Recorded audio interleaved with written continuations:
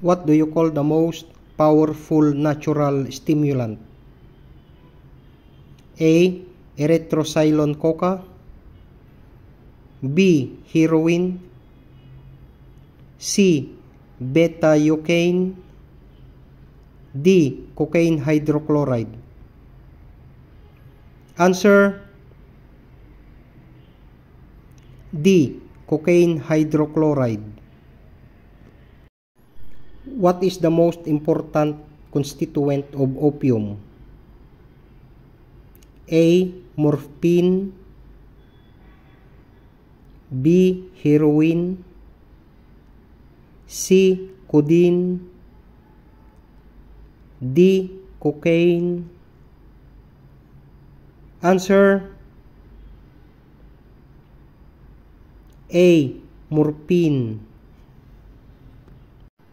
What drug is known as the assassins of the youth? A. Heroin. B. Cocaine. C. Marijuana. D. Shabu. Answer C. Marijuana. Which of the following is a drug known in the street as angel dust? A. Mescaline. B. Dithyltryptamine. C. Phencyclidine. D. Psilocybin. Answer C. Phencyclidine.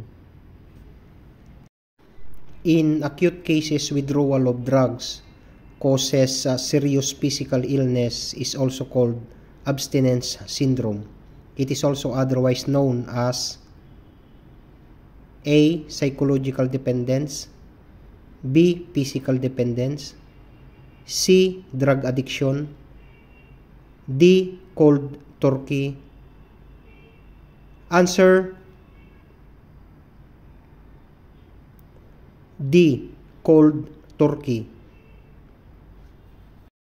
It is defined as a crime where a person of respectability and high social status in the course of his or her occupation commits the criminal act. A. Labor crimes. B. Organized crimes. C. High-collar crimes. D. White-collar crime. Answer D. White-collar crime. The group of crimes categorized as violent crimes and property crimes are called A. Conventional crimes. B. Non-conventional crimes. C. Felony. D. Offense. Answer A. Conventional crimes. These crimes are also called moral offenses or vice. Many of these crimes generally refer to public order crimes, an offense that is consensual and lacks a complaining participant. A. Victimless crimes.